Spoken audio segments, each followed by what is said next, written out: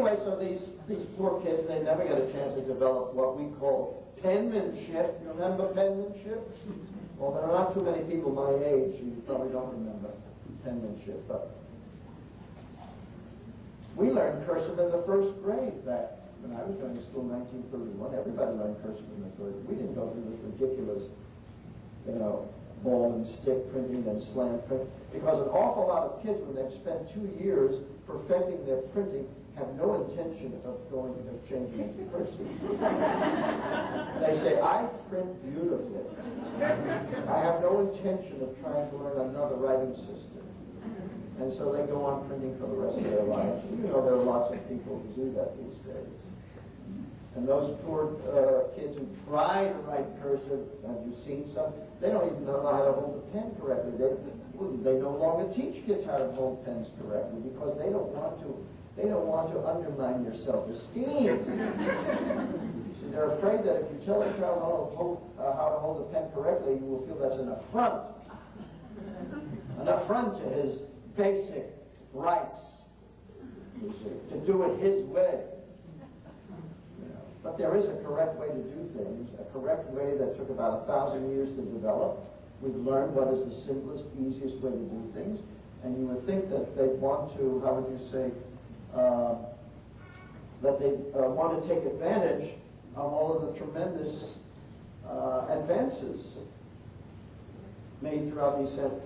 They're always trying to reinvent the wheel, and they're telling the youngsters to do the reinventing. It's as if everybody had to invent the electric light. It only took one man to do it. Thomas Alva Edison did it for all of us. It only took one brain to invent the alphabet. Why do the kids have to invent it all over again? Why do we expect?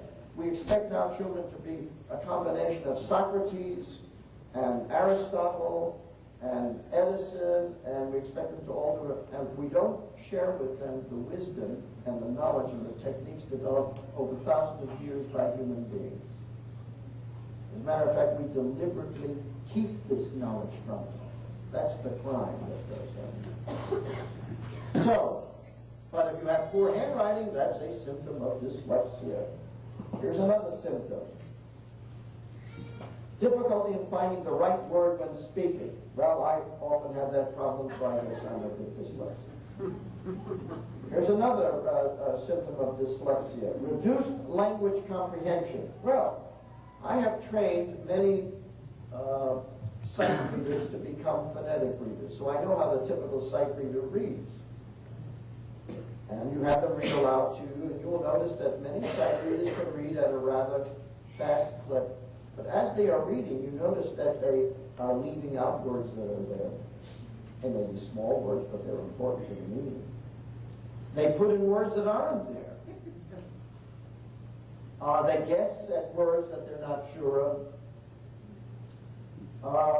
They skip over words that they think are too difficult. Some big, fancy, multisyllabic word, they say, well, we don't have to read that one. Not necessary. Then they do something rather interesting. They truncate words. They see a word like a newspaper, and they say paper. It says newspaper, they say paper. The word says telephone, but they say phone, because they're looking at a picture of a phone. They don't see the word telephone. That's what it says. They're not reading what it says. They're not reading accurately. They're doing it the whole language way. Accuracy is not, the name of the game, you see. And so the child is liable to read a sentence like, take for example, words that look alike. Jerusalem and journalism look an awful lot alike. Solomon and salami look alike. So they'll say the King Salami sat on his throne in the city of journalism. They'll say, that doesn't make sense. And they come away thinking, gee, read it. The printed word is pretty wacky.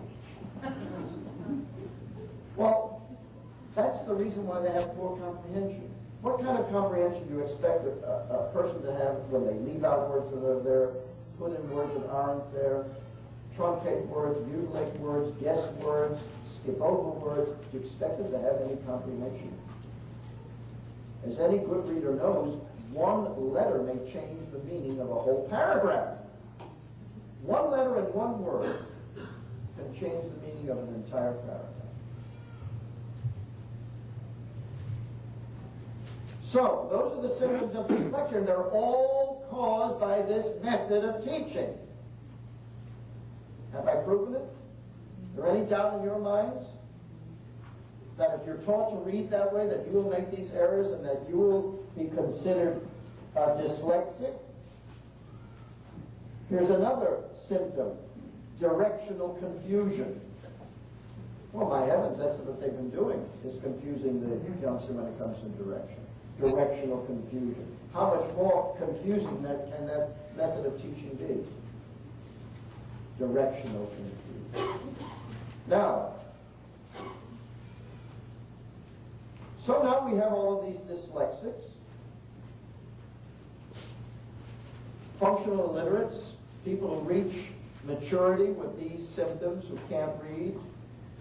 A functional illiterate, they say, somebody could read at the 3rd, 4th, or 5th grade level, can't handle the written language very well. So their lives are circumscribed. They can't rise in the hierarchy of their business, or their careers are stymied. There are hundreds of thousands of people out there whose careers have been, you might say, crippled because they can't handle a higher position. And it's frustrating. And this is going on all over America. And the only thing the educators can give us is, the only thing that they can give us is whole language. And so we have a job to do. And I'm going to teach you how to teach reading not only to your children, but to any adult functional illiterate. And you might happen to know, might be a spouse, might be an adolescent who's having problems in school. And I'm going to teach you how the method that I use to cure that problem. The cure for dyslexia is becoming a phonetic reader. You have to become a phonetic reader, and training a person to become a phonetic reader from sight reading is not easy, and I'll tell you why. Because when these children are taught these bad habits at the age of 5 and 6 and 7, those habits are ingrained in a soft brain and has gotten a little hard of it, and therefore these habits are very difficult to break. For example, the writing habits, the poor writing habits, they're almost impossible to remediate unless there is very strong motivation on the part of the individual. It's going to be very difficult. But we will go through the entire course, and we will show how it's done.